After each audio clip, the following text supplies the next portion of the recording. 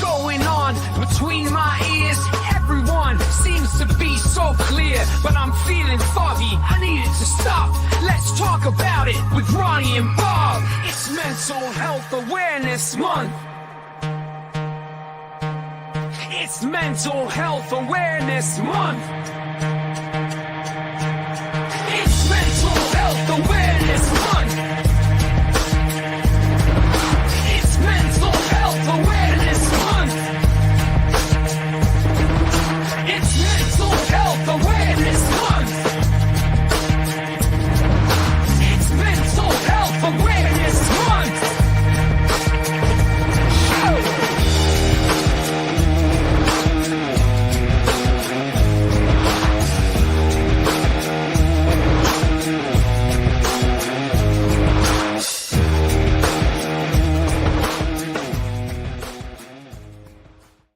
What's up, everybody? Welcome back to the Judgment Seesaw. I am Ronnie Evans, your host, as always, here with another friend from the industry and one of the OGs himself, Mr. Bob Harris.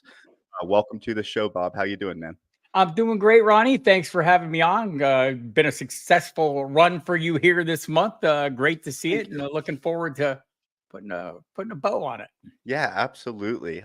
Speaking of that, for anyone that just logged in, I'll play the intro again, but it's got a list in it of all of the names that we've had on, as Bob Rockin' alluded intro. to.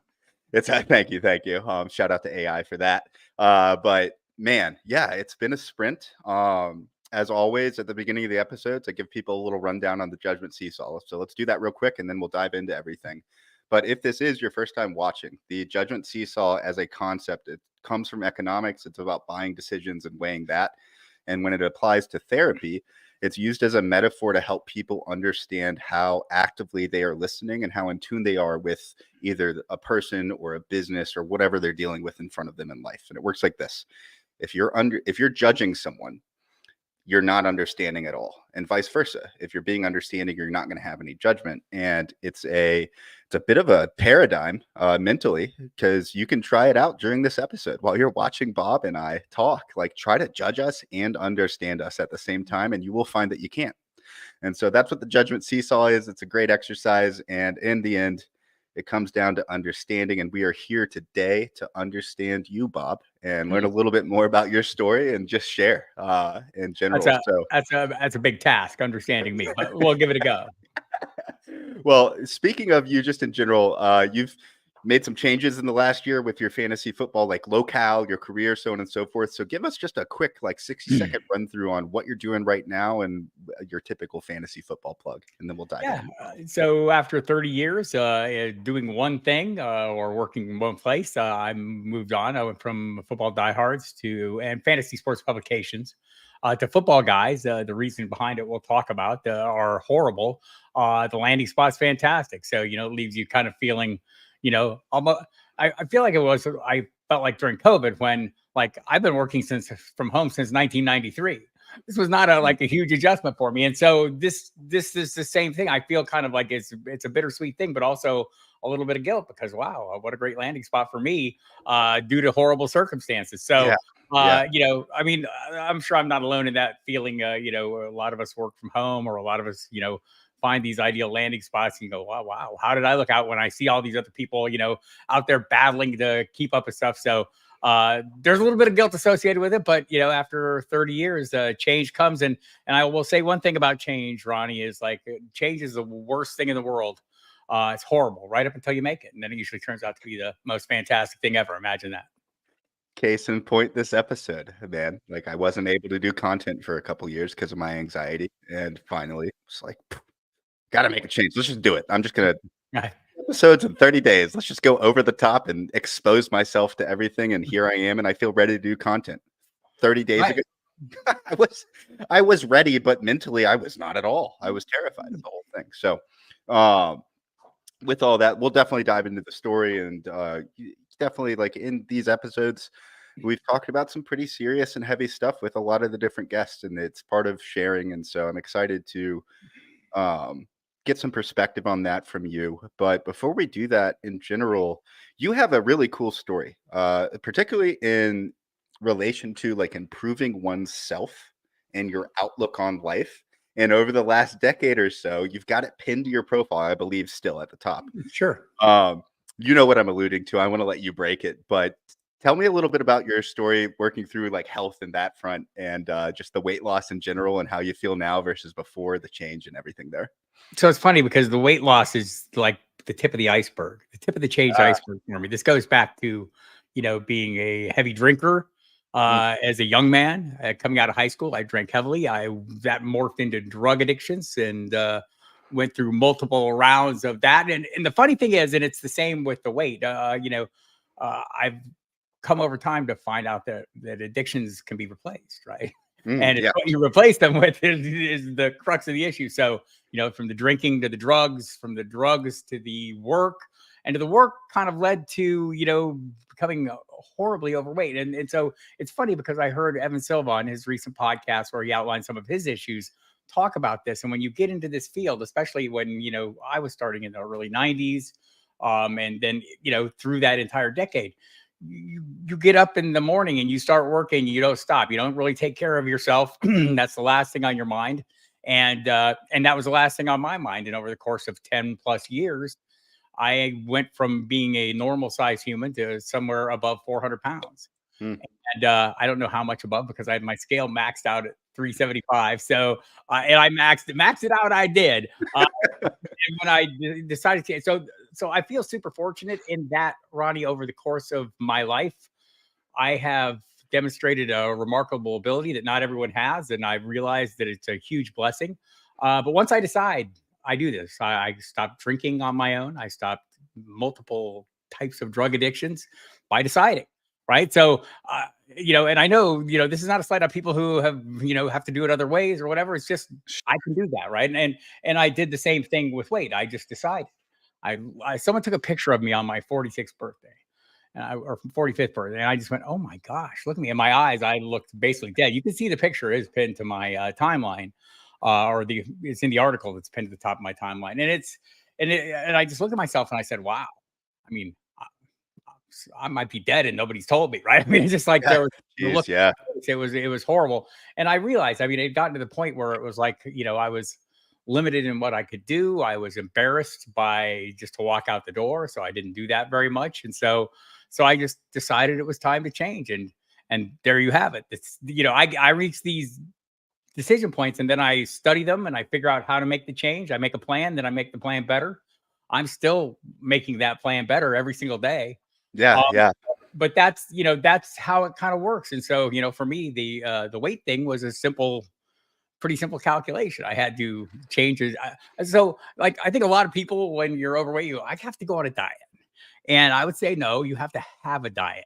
Going on diet. I tried any number of diets. I mean, usually there are those, eat all of this you want and still lose weight. Well, that's a lie. You're not gonna lose weight. And so, over time, I learned many things, and some of them were, tracking what you eat, just paying attention. Putting, knowing what's going into your body is step one. Right, but also decided that there had to be an exercise component, and so when I do these things, I have to, or my mind has to work around this is. I have to make a plan that's manageable. It has to be sustainable. It has to be long-term, whether it was stopping drinking, stopping drugs, changing my lifestyle to deal with my weight. Part of that was I have to set aside a portion of my day to take care of my meals and to exercise. And so how do I do that? How do I wrap my head around that? Well, I make it part of work. It's part of the job. And when I feel that obligation and obligations are big to me, if you can't keep obligations to yourself, I don't know if you can keep obligations. So that's kind of, part of the decision-making process for me. Once I decide it's an obligation and I'm going to keep an obligation. So that's kind of how it worked. I set aside, I figured out a plan for the nutrition, came up with the number of calories I had to take in, and I came up with a plan for the exercise. And that was the more difficult proportion. I created an hour a day. And at first I could work out for about 5 minutes of that hour. But I sat in that little room where I worked out for the rest of that hour because that time had to be, that had to be non-negotiable. And that's where I get on these things. And I have a zero tolerance approach. And I've did that due to the drinking and the drugs. You can't do it once. You can't backslide. I mean, you just can't. Once you backslide, I mean, you don't know where that's going to take you. For me, it might take me to death. I don't have a moderation gear, right? So So it's a zero. And so I've kind of done the same thing with the nutrition and the exercise. And I mean, still to this day, it's a daily part of my life. I track every single thing I eat. I exercise every single day. Yeah. Yeah. And and it is part of work, right? It's just that, and I carve out a time, I set a schedule, I make it work. And that's how it goes. And it's one of the obligations, one of many obligations. And if I make it a work obligation, I'm pretty much not going to not keep it. So that's kind of how it's worked for me. Like, and so it's, it's been a long run on all these things. Like the drinking has been like over 35 years without a sip. The drugs, congrats, man. The same with the drugs, same with the eating. And now it's been, 17, 18 years now. And here I go. So, again, you have to come to a point in your life where you decide things. And for me, maybe I'm a little quicker to make those decisions. Maybe I'm a little stricter in holding myself to those decisions. But I think for anyone out there who's like considering, or needs to make changes, however your approach is, whether it's a therapy, a rehab, whatever, none of it works until you decide. How many people do you know have gone through multiple rehabs only to go back to another rehab because they didn't truly decide? And so you have to truly decide and make it an obligation to yourself and be willing to keep it. And I do think big parts of that are, coming up with plans that are sustainable plans that, you can make work for yourself, right? It doesn't matter how they work for anyone else. Doesn't matter how anyone else does it. You need to find ways to do it on, the ways that work for you. And maybe that requires outside assistance. For most people, I think it does. For me, it doesn't. For me, it means locking myself down and just doing it. But however you do it, that first step has to be the decision. Until you decide, nothing's going to happen. Yeah, I love that. All right. So a lot to unpack there. First of all, like you have figured out over the last 30 years how to hack yourself. And I have. That's really important. I'm learning still how to do that. I know now that I've talked about it on this show a lot, but if I get less than 7 hours of sleep, I actually am going to be depressed the next day, and it's like guaranteed. So now I know, and I'm so focused on trying to fall asleep. Sometimes it's detrimental and I can't, but little things sleep like needs that. To be my next thing. Cause that's you're 7 always, hours, I don't know. You're always available. I was, while you were talking about this, it clicked for me because I have, with many people, talked behind your back about you in a positive way. And basically the summation of it is like, I don't know that I could ever be like Bob Harris. He's the only person in the industry that responds to everything. And he also is the busiest person in the industry. And I don't understand how the fuck that's possible. So here's how it's possible. Problems that don't get solved or things that you don't address don't go away. They get more urgent or worse in the case of problems. I don't let anything go. So probably as a very young man and kind of not a great human, I put off a lot of things and I just didn't care. And now, that's all part of the whole idea here is nothing should wait. I should address things. I know when I'm sitting here and I need to get something done and it requires the participation of another person, if that person is holding me up, it's a little frustrating. So I try not to be that person, right? I don't want that to happen to me. So I know other people don't want it to happen to them. So I just try to address things quickly, take care of problems as they arise so they don't become worse problems and get things behind me. If I have a deadline for something, I want to be done 2 days before the deadline so I can keep working on it, make it smoother. It's part of the whole, make a plan and make it better. Get a job done, then get it done better. I mean, all these things, it all turns out that these things are not just, good for you in your professional life, but in your personal life and your mental well-being, right? When you put yourself in position to win. I always say, I've had many people in my life who have struggled with some of the same things I have, and they're not as good maybe, or haven't been as effective at putting this fight. And I try to talk to them and I tell them, look, this is pretty simple. Make a decision, make a good decision, then make another good decision, right? Put a couple good decisions together. You'll be surprised at how encouraging and uplifting it is for you, and how much it can lead to success. And who knows? Next thing you know, you're putting together 4, 5, 6 successes in a row. Look, there's going to be failures in there. I fail all the time. I come short of my own objectives, but you don't let that consume you and turn you around or push you off your game. Yeah. You use it to help maintain your focus. Say, okay, what can I do to be better at that next time? How can I overcome that hurdle? What that obstacle? It was tough, but I learned something from it. Next time, I'm going to make a better decision. Yes, I love that. I love that. And you highlighted one really important thing throughout all of this discussion. I think some people could watch and hear your story and think to themselves, like, I can't do that, or like I could Right. never be perfect like that. You're not perfect. You make mistakes. No. You're not All the time. sounds like you're batting 100% on a couple of these decisions, which is good because you have to. Well, But in general, well, even at that, I mean, putting yourself in positions where you can't backslide. yes, I have yes. maybe a little better ability to do that than other people. I put myself in a better position, or I've been more willing to put myself in positions. And a lot of times that means cutting off relationships that you've Mhm. leaned on for forever and that you feel are these close, inseparable bonds. I think in the drug world, you find out with people Yeah. who sit around and swear allegiances to people that have no allegiances, right? Other than their own next high. And so, once you come to grips with all that, it's pretty easy to step away from it and limit your exposure to it. And these are the things that put yourself in positions, even with work. I put myself in position to achieve success by not having maybe some of the distractions that can get in the way of keeping you to do that. Look, I know not everyone can do that. There's kids, there's other obligations. I mean, you have to balance all these things, and but it's doable. And finding the balance in those things, and getting some satisfaction. There's nothing more satisfying though than keeping the obligations to yourself and the people around you that matter the most. I think too, to add to that, like your story in the end, you're doing stuff for yourself. Like, I don't want to be late on this project because that is me. I don't want to like let myself do that and disappoint someone else so that I, in the end, can do better work and be more appreciated, but feel better about myself.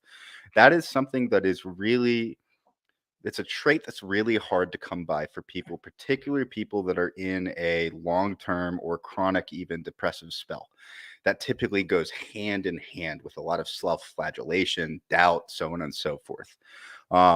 And I think that if I could just ask you a question that we didn't even cover in our show sheet, but what are, like, if you could just rattle off one or two tricks that you think have worked for you, or habits you have that help you like show yourself grace and appreciate yourself for who you are and take pride in. I think I'm phrasing this okay. Do you know what I'm asking? I do. Okay. The truth is I'm super hard on myself, right? I'm an Interesting. unforgiving son of a bitch, right? With myself. But by being that, I'm way more forgiving of people around me and way more understanding. Here's the truth of everybody's life. You get to control a single thing. It's you. That's all. Nothing else. Right. So I'm pretty unforgiving on myself. I'm pretty, because I can be. The expectations, like, the secret to happiness is just managing expectations, right? If I don't have any expectations of Ronnie, he's never going to disappoint me. That doesn't mean I don't have expectations. It just means they're not as hard and fast as I hold myself to. The expectations I have for myself are super high and unnegotiable, right? They're just not. And so when I fall short, I'm really bummed out at myself. But instead of turning that into a self-loathing or pity or whatever, I turn that into motivation. I say, okay, here's what went wrong. Just maybe going analytical on it. And maybe that's how I do it. But, this is what I did wrong. This is why this happened. Here's how I avoid this in the future. It all falls into line with the make a plan better. Right. Every plan is great. Right. I love my plans. To pretend I can't make my plan better is like ignoring everything that goes on in your life. And every time you execute a plan, every plan you have, the best plans, you always find little bit of room for improvement. Right. And that's what I'm always looking for. Well, those little rooms for improvement are important. Not everyone, like you've been very vocal about this. Not everyone is you. You have a very, very strong 100%. like drive and diligence about the way you live your life. And like, I'll be completely transparent. That's a muscle that is very weak for me, and I'm still working on figuring out. But I'm getting better every year, like doing exercises like this, therapy. Doing that weekly and bi-weekly over the last 5 years has taught me so much about myself. And when I look at like who I was last year versus right now and the year before, it's like a different person.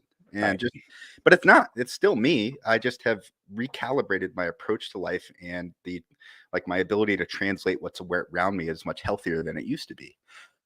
So diving into like that side of things a little bit, I want to go ahead and skip over a couple of these, but one of the things that's tough, and let's just go ahead and get this out of the way. I think if people don't know who Emil Kadlec or was, he's the guy behind the scenes at Football Diehards for the last 25 years or so, and passed away from cancer. He didn't pass away. He didn't pass away. He is. Oh, he didn't? He has not passed away. He is. Oh my God! That's now my favorite episode. I thought Yeah. he passed away like 3 months No, ago. no, has stage. No, he had to get out of the business. He has stage 4 cancer, pancreatic and liver cancer. He's doing like way better than I ever would have imagined. Right. And planning, so he sold the business, and and he's part of that deal is he's got to help them get off the right foot. They'll be making a Pro Forecast magazine this year, but his approach to all this, he's undergone chemo since I think last September, and there came a point in October where he just said, "Hey, man, you're gonna have to find a job. I can't keep doing this." And right. My focus was on completing the job. My mind is, I've got a job right now. It requires all my attention. So I'll worry about the other part later on. But he struggled through, and we wanted to keep again, what do people remember, Ronnie? People remember the last thing you do. And so the last thing, if the last thing we were going to do is finish this season, I wanted the people that have been leaning on us for the last 20 plus years to say, well, we didn't notice, right? So we put a lot of effort into that. But since then, Emil has been making long-term plans, whether he can, he's growing grapes to make wine. That's a couple of years process, right? So he has a great outlook. I think, his realization is that he has a time limit. That time is not today, right? So every day he's pushing hard and living it. So, that's amazing. So it's interesting because Emil was part of my daily life every single day. Emil's part of my life. If I look back over the course of my lifetime, the people who have had an impact on my life, there's my mom and dad, and there's probably Emil. There's a lot goes behind it, but back when I was struggling, he started picking me up and helping me along. There came a point where I was working and, getting by, but living in my grandma's house, and she was done with me. Get out. You got to go. Emil came to Tucson, Arizona with a U-Haul truck, packed up my stuff, took me to New Mexico, and I started working more full time for him. So, there's just like a huge connection there. So, to turn that off, to go from like, this is a daily part of my life to this is not a daily part of my life is a big change. I'm sure for him as well, and obviously a much bigger change for him than for me. So coping with that has been, it's great to have a landing spot where friends are. All right, you're working with friends, Joe Bryant, Sigmund Bloom, Cecil Lammey, Matt Waldman, the whole crew of people that I've known for 20 plus years in this business. I published Joe's first article I want to say 1996 or whatever. I was part of the design of that website, Football Guys website, early on, right? They bought a lot of our content early on. So it's kind of been that connection. David Dodds and I went back years, and we were very close, spent hours on the phone, talking about tech stuff before Football Guys was ever a thing. So, I try to imagine the good fortune that brings me to this spot, right? So again, the circumstances are like, I can't think of worse circumstances to have to move on from, and still the best possible landing spot and best possible circumstance for me to show up in.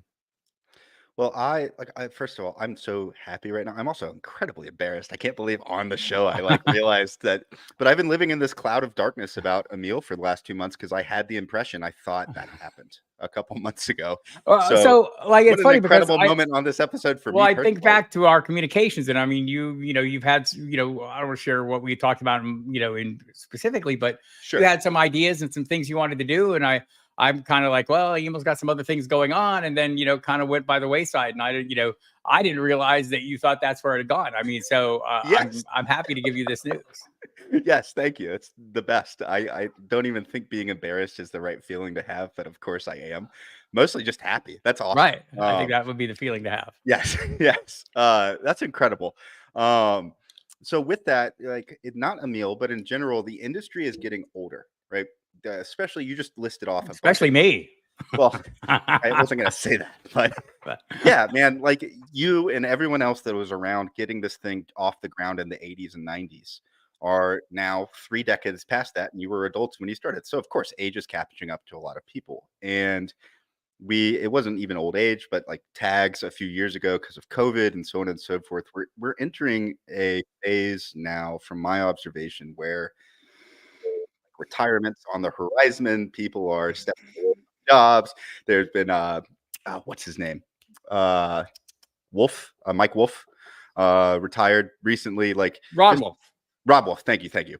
But in general, like, it's getting older. People are stepping away. There's health concerns that have popped up, like Emil's and so on and so forth. So tying that back to the inception, to where we are now, you have been in lockstep with this industry pretty much since the beginning.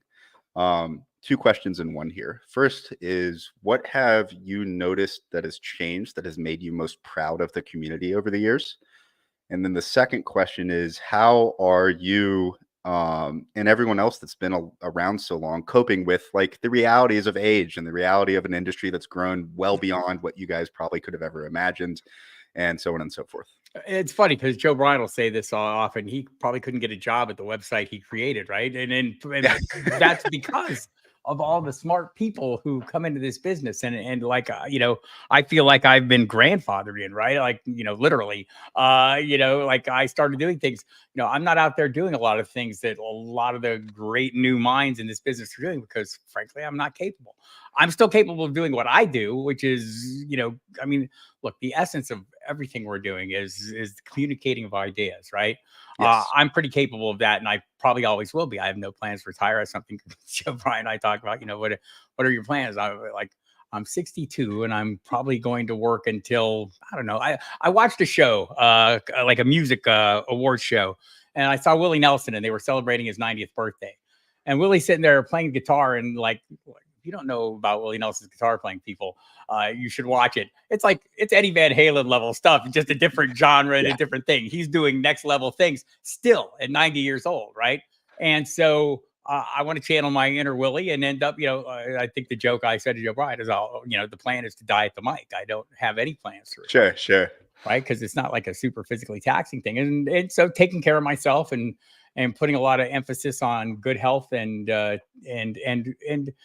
keeping the mind fairly sharp, right? And how do you do that? You keep going. You don't slow down. It's like a shark. You quit swimming, you're probably going to drown. So I just keep pushing. But to the portion about the industry, right? I think it's been remarkable watching the progression over time of how it's gone from, just a bunch of guys who just started doing it, which is what I did, right? Hey, I'm going to do that. Well, what is that? I don't know, but that's what I'm going to do. Yeah. And you end up in a place where we're in a business where we're like, people are coming in and doing things like that we never imagined. And it's kind of been a little bit of an evolution where it was just like, there was a handful of what, people who were considered experts.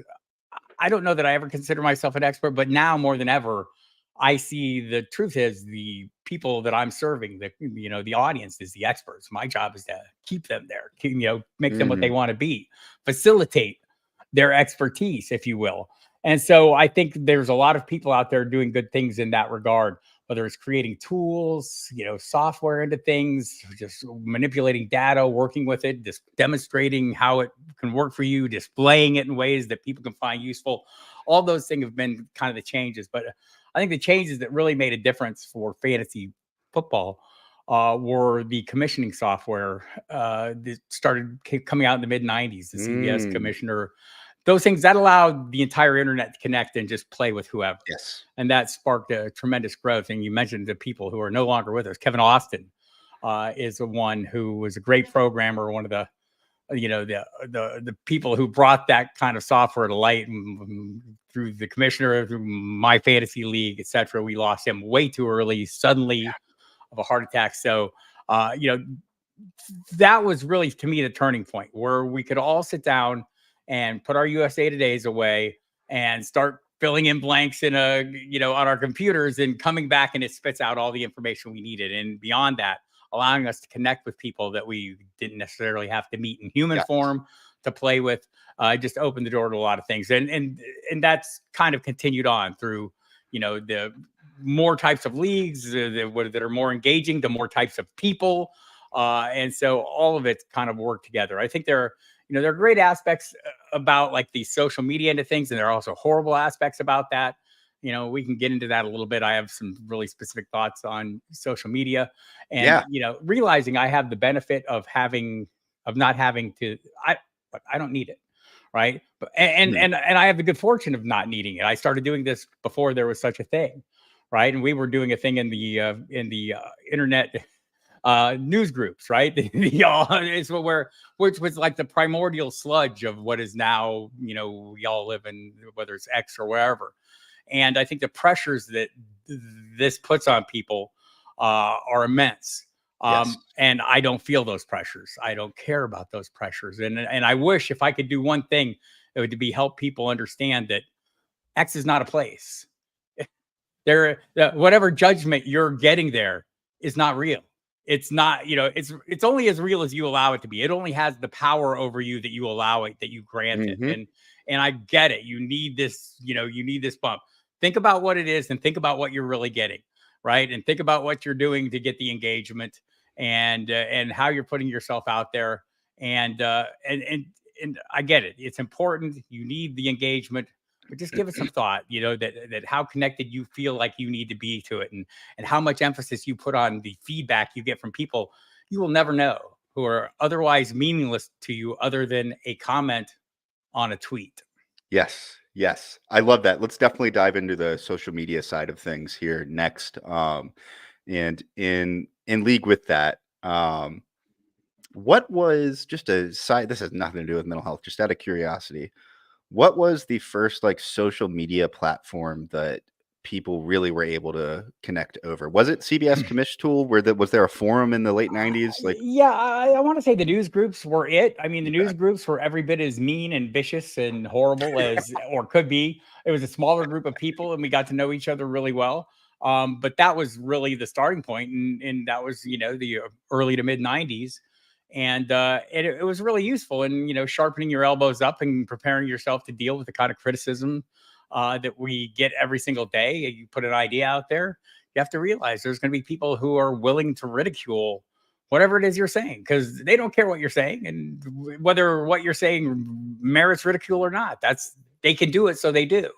And that was the kind of the start of it for me. And it went on from there. You would get into the chat rooms and things like that every site ended up having. So I guess it's, I kind of became immune to it back in the early days, where I just realized this is the nature. This is how, when you take away human interaction and the possibility of getting punched in the face for saying something horrible to a person, this is the outcome you should expect, right? And so I guess, maybe I'm a little, more at ease with it and a little more comfortable with it. I know that's not easy for everybody, but it's become incredibly easy for me. It makes perfect sense. I mean, it reminds me a lot of, like, I have a very, very good friend group that's all from Boston, and they grew up in Boston. I can't keep up with them. They're so like mean and vicious to each other, but it's all in good fun. And I grew up in like the Southeast. I lived out west for a little bit. I have no idea how to manage that. But there is like cutting your teeth and developing a thick skin ahead of a new scenario that presents a lot of strife is often like a really, really big blessing. And it makes perfect sense to me. So like social media wise, got a couple notes in here. I'm going to just try and layer all of these into a singular question synopsis wise on social media and let you just give your general thoughts. But some of the things we talked about on the show, you just hit on a few of them. People like can be very toxic. There's an expectation and a lot of pressure for putting out accurate information, which we all know is a total fool's errand. You're never going to be 100% accurate when you're giving fantasy football advice. You're going to miss on a few things. And I guess never say never, but if you get all your picks right one week, I bet you it's not happening the next week. With all of that, then there's also now like people through social media to stay engaged with their careers and this industry, which presents its own can of worms in terms of expectation and understanding and context. So just in general, like navigating the social media side of things, the toxicity you already mentioned, like your recommendation is just to ignore it. Make you're cognizant of whether they matter to you. But go ahead. I feel like, you could almost make it a challenge. That's how I started doing it. And, I mean, like, what enrages, somebody who's trying to enrage you more than you not getting enraged? Nothing. Like when the trolls are trolling you, the correct response is pleasantries and thank yous and acknowledgement of their points if they have them, without overstating the case. I mean, on to Cincinnati. I mean, it's the ultimate retort, right? And that's, try to Belichick them. And I take a great deal of satisfaction in not taking the bait. I think it's amusing when people try to bait me. And obviously they have not followed me on the social media, because that's a fool's errand. And I think there's something, Ronnie, that you can do, some things you can do, like just, realize that the outcomes aren't determined, but if you're comfortable in your processes and how you arrive at your decisions, people can say whatever they want about them. All right. Like, I mean, we all know that we're not out there playing the game. It's unpredictable. Strange things can happen. You work with your processes and you stick to your guns. You win arguments in advance by having all your facts that you need to have in line.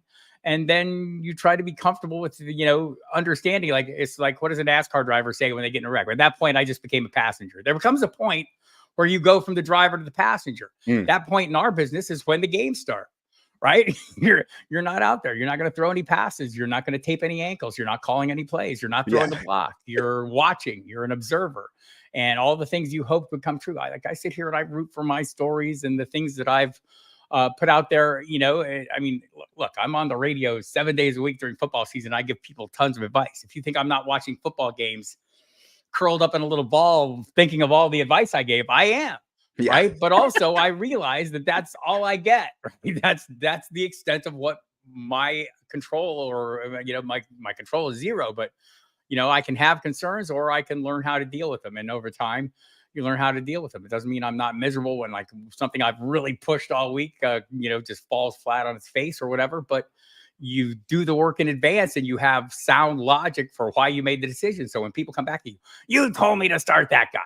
Well, yes, I did, because it was a logical decision. And so, you kind of like, that's how I deal with it. I just, I accept what I can control. Again, mostly that's me and my processes and how I go about doing my business and handling my job. And the rest of it's kind of on other people. I think that makes sense. You, in the middle of that, you talked a little bit about, like, this isn't the same wording, but like taking pride in your work. You had a good idea, you did the research, you wrote the article, and then people aren't going to love it. No. Some people will, some people won't.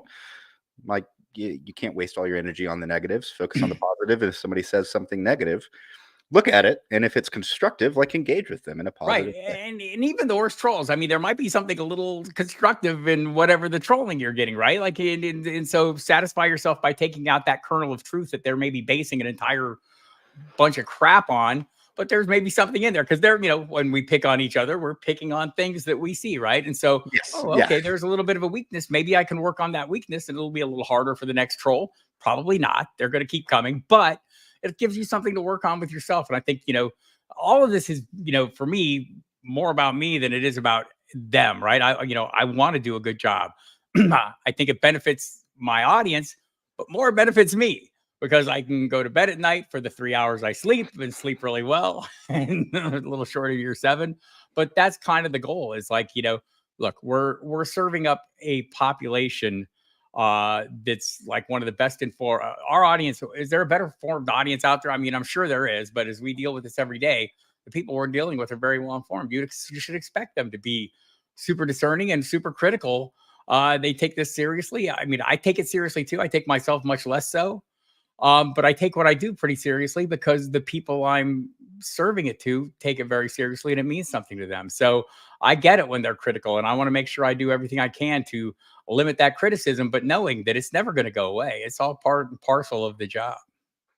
I think there are some preparatory steps that people can make, just talking about everyone that is not Bob Harris, that doesn't have 30 years of experience doing this and so forth. One of the examples, I can't remember which guest it was that brought this up, was making sure that they peer review their work before they put it out there. Like, make sure that if you have an idea and you see it through and you write your article, don't confirm that it's good with yourself. Send it to someone you trust and have them give you feedback first.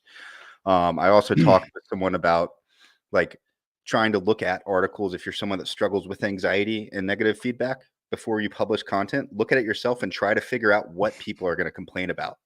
and prepare win the yourself argument in advance, right? Yes. You know there are going to be things that you're going out on a limb on or working a little hard on. I just want to say, for everyone out there who questions, their place or the imposter syndrome they're dealing with or whatever, every single article I submit, I am entirely sure this is going to be the one that everybody realizes, oh, he's just a fraud, right? I mean, every single article. If you're not doing that, I don't know that ever goes away. And if you're bothered by it and you're working in this field, and I mean, get used to being bothered by it. I think that's, anytime you put yourself out there in front of an audience that's really, smart audience like we're doing, you should expect some of that serious feedback. And I think we all have that fear. It really hit me when I did about a 6 or 7 year stint writing for Sports Illustrated, and went back when it was still Sports Illustrated. It felt like a big deal to me. And every Thursday I'd hit the submit button on that column and I just go, this is the one. Yeah. This is the one that just totally I am found out, and everyone realizes that guy is fraud. Yeah. And so, I mean, it's just, I think it's a natural part of what we're doing when you are out there sharing ideas. I mean, and obviously over time I've learned to cope with it reasonably well. And but it is still, it doesn't go away. So if you're out there and you're dealing with that, find some strategies, find some approaches to deal with it. I love that. That's really good advice. Quick note, we're at 41 minutes. I know you're busy as all get out. How's your time right now? I'm good. Okay. Let's do one or two more questions, and then just we'll close out with a general, I want to finish this episode just with an overload of positive feedback and shout outs and just thoughts we have about how wonderful the community is. Before we get into that though, last two things. So support systems are really, really important. Whether you have your ducks in a row or you don't, you still need support systems, and especially if you don't. Who have been I know you talked about Emil a lot, but outside of him, who have been your biggest supporters in your career, and how have they specifically helped you navigate the challenges and changes you went through, and just everything associated with work as well? First of all, I'm a self-supporter, right? I live with him myself a lot, right? Because it's just, it works better, because I think it goes back to, if you listen to that last episode with the Established Run podcast with Elva talking about Evan Silva talking about some of his issues, and he just laid it out really nice. You sit there and you get up and you start working, and you just work until you're done. And sometimes that's over the course of a day or a multiple day run. I mean, you just do it. And so you kind of you do need people out there who will help reel you in and keep you in check. And I think for the most part that had been Emil. Now at Football Guys, there's a whole group of people. I mean, I have good friends in this industry who I can sit down and, talk to endlessly, right? Matt Waldman and I, we talk about a lot of things off the field issues and things like that kind of help keep us in the right direction. I think we should all have some friends like that. And I have a handful of those. That I work with, Mike Dempsey, my co-host at Sirius, and there are others. But, for the most part, I feel like this is kind of for me, a lonely job. It's a lonely business. I've got to sit here and grind through it and do my research, but that's kind of how I take care of myself, knowing I'm putting the effort in, knowing I'm doing the research, knowing I'm let's go to the corny part. I mean, do the right thing, right? There's a scene in the movie Heaven Can Wait where Warren Beatty is in a big board meeting and someone's complaining, why are we doing it like this? We're hurting the environment. We're doing this. And he gets up and gives this speech. Why not be the good guys? Why not do the right things? And I have that talk with myself all the time. Why not be the good guy? Why not do everything right? Why not, and when you do it like that, when you take that approach, it's winning the argument in advance. You're putting yourself in a position to say, well, I did all the right things. If somebody doesn't like it, that's their judgment of what the right things are. But for me, this is what I've done. And so I lean into that an awful lot of considering, what is the right thing? Meeting the obligations to me is one of the right things, right? Doing the things you say you're going to do. Tell somebody something's going to happen. Damn well better happen, right? That's part of, doing the right thing to me and all these things. Those are the things that help me with my mental health and keep me in line and keep me going and keep me happy and smiling and doing the next thing, right? I mean, it's not so much leaning on people, it's leaning on myself. Is this the quote? The likelihood of one individual being right increases in direct proportion to the intensity which others are trying to prove him wrong. That's not a bad quote. I Googled the movie and it was just like scrolling through quotes while you were talking, trying to find what you were talking about. It's not bad. All right. So that makes perfect sense. And I think that too, like we've hit on this a few times. You are a unique animal, man. I am Like, very unique. And I, again, I just want to acknowledge that whatever advice I'm giving, etc., is based on my experience. sure. I think people can do it, but not everyone can. I mean, you just have to acknowledge you have to find your path, right? Like my path has been solitary. I want it because I feel like I have the most success. I have other friends who have dealt with the same issues I have. They have not been able to do it, in a solitary way. I have family members who sure. battled some of the same things I have unsuccessfully. My nephew passed away a couple of years ago. He couldn't get past it, right? He couldn't understand. And no matter how much I told him and how much I was honest with him, I said, look, man, I'm telling you this because when you're dead, I want to be able to say, I told you this, right? I was winning that argument in advance because that's all I could do. It's the only control I had over the situation, right? He's going to do what he's going to do. And I could see he was making horrible decisions. And just having that honest discussion with him, look, man, you got to make a good decision. Then you need to make another one. Otherwise, I'm going to be going to your funeral. And that's how it ended up. But I mean, everyone has to find their own path, whether it's getting help, whether it's going through large groups, through an individual, through yourself. Find that path. It's very important to you and very important to over the course of your life that you learn these hacks for yourself. Find the things that work for you. I found the things that work for me, and it really works well for me. My ways are not going to work for everybody. You have to find your own path, carve it out, figure it out, and get to a good place.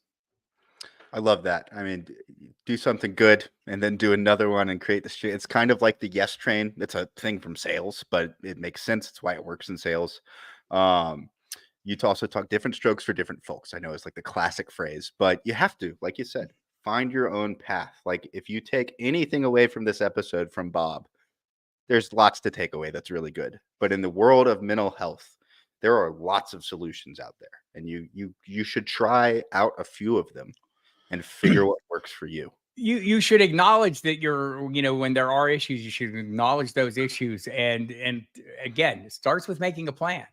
Sometimes you don't know how to, even start the plan. When that's the case, find people who have done it and listen to multiple people. People are willing to help. Like, there's no shortage of people out there who have gone through the battles you're about to have or you're fighting and have come out successfully. And there's as many different ways that happens as there are people you can find out there to talk to. So it's not hard to find them.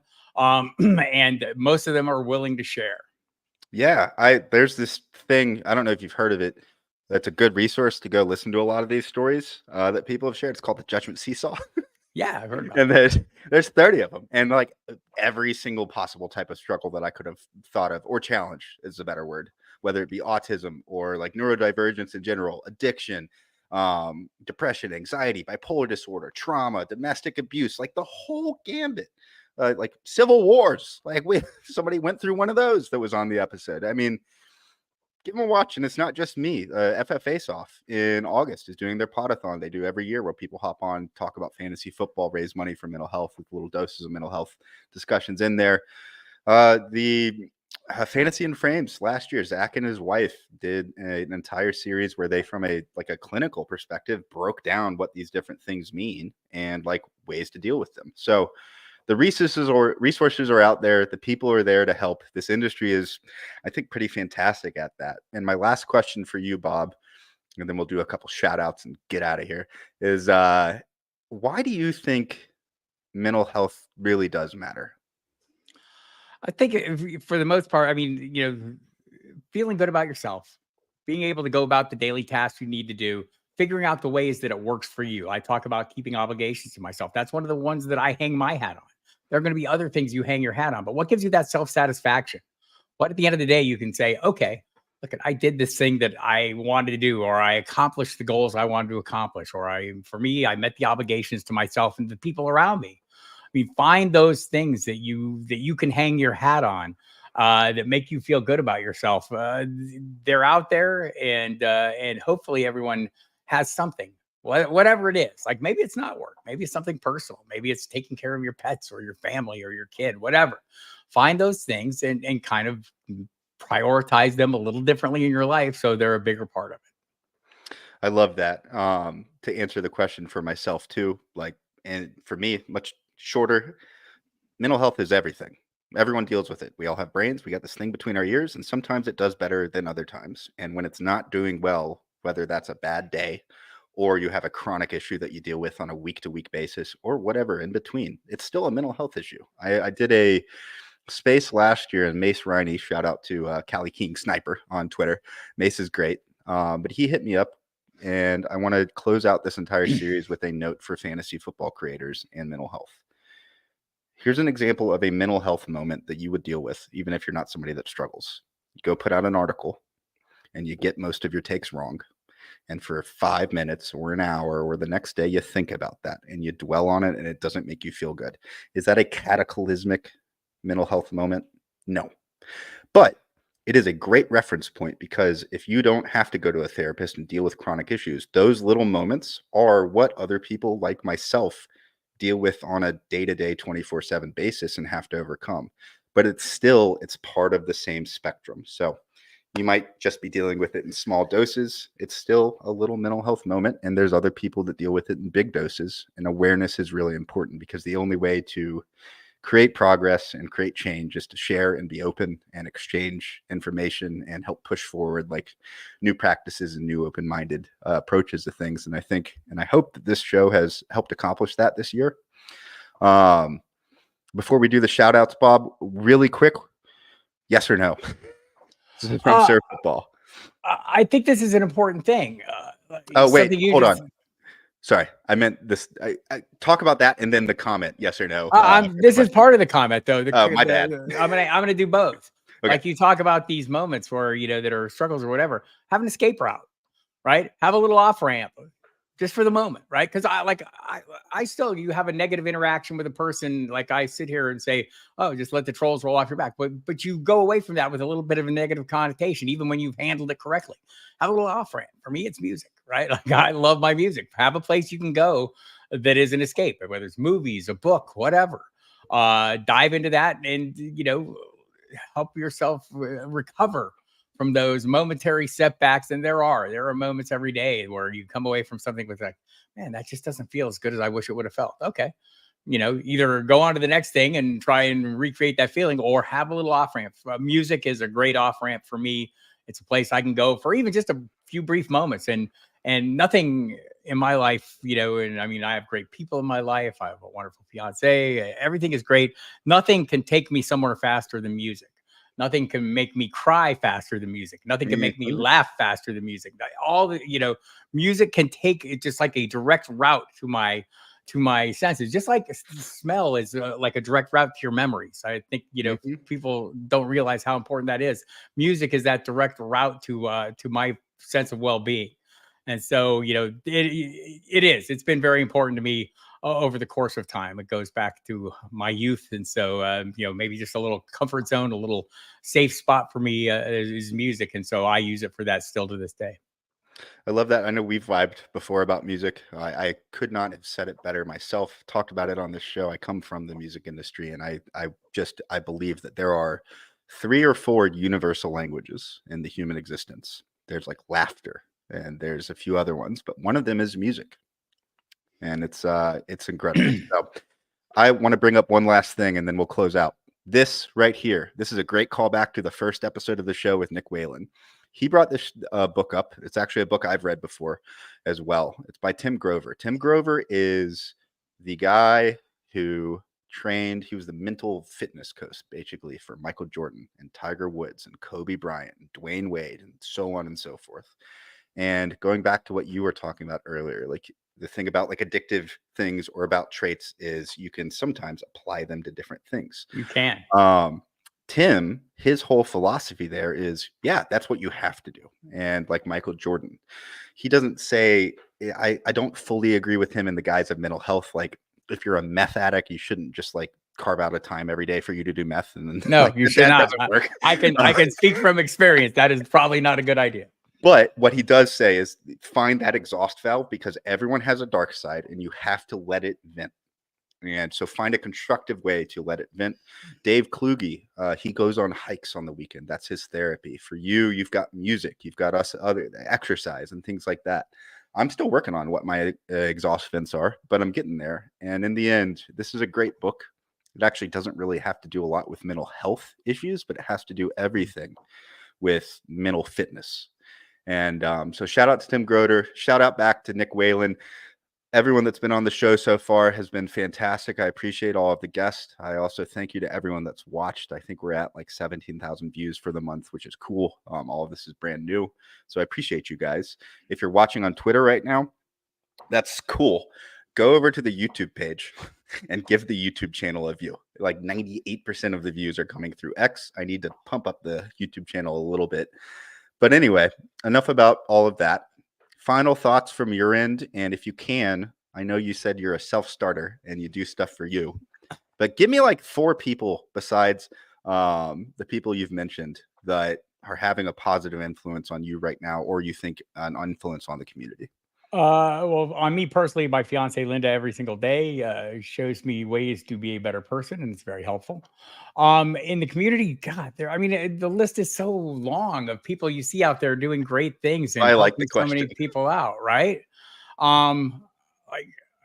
You start listing people off, and you're leaving people out. Right. So I hate doing that. I'm not going to leave anyone out here. I'm just going to say the community in general is wide open. Reach out to people. I think you'll be surprised. And maybe this is a problem people have with, like, this fear of like, well, this person's not going to give me time. People will give you time. And in this industry, people are really generous with their time. And I know I've had friends recently who've reached out to, people, whether it's JJ Zacharyson or me or whoever, thinking, wow, this person's not going to help me.